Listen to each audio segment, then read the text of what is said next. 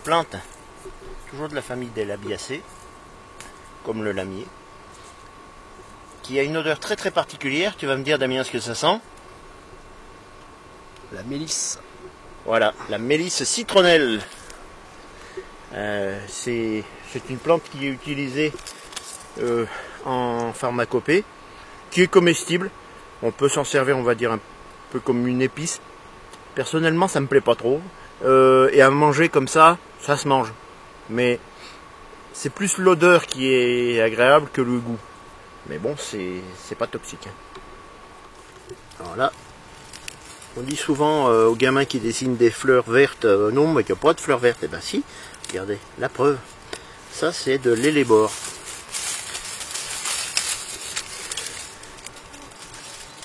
Alors ça, c'est toxique. Ça a été utilisé pour ses vertus purgatives. Mais bon, c'est vraiment du traitement de choc. D'ailleurs, on entend dans la... Pardon. Dans la fable du lièvre et la tortue, il vous faut purger ma commère avec 4 grains d'hellebore. Alors si vous arrive de manger de la choucroute, vous avez déjà dû voir qu'il y a des petites graines noires, petits fruits noirs.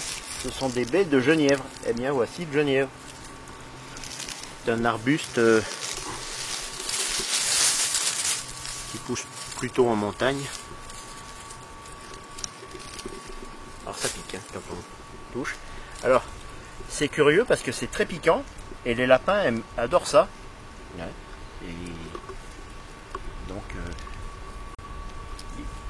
mon père entre autres donnait à manger du genièvre aux lapins.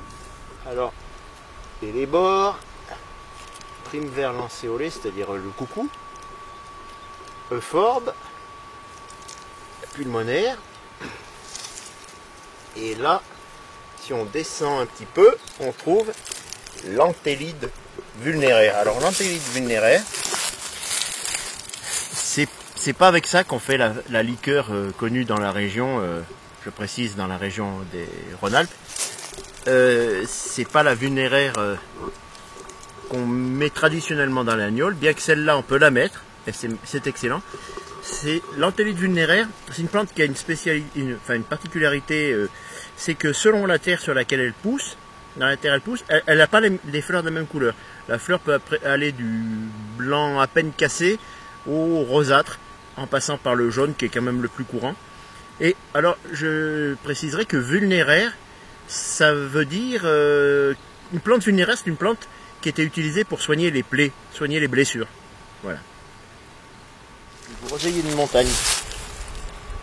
Ça donne des groseilles qui sont pas très goût, qui n'ont pas énormément de goût. De petite quantité, mais c'est sauvage. Hein. Là, on est déjà à quelque chose comme 1000 mètres. Voilà. On voit que le tussilage a une particularité, c'est que quand il y a la fleur, il n'y a pas la feuille. Et quand il y aura la feuille, il n'y aura plus la fleur. Il n'y aura plus que les graines. Alors, le tussilage, alors je me suis renseigné par rapport à ce que je disais dans un épisode de la première, du début. Et tussilage, ça a bien rapport avec la toux, pour soigner la toux. Et donc la feuille qui est comestible, cuite, enfin même crue, mais cuite surtout, elle est bonne en guise de chou. Elle est beaucoup utilisée en Roumanie,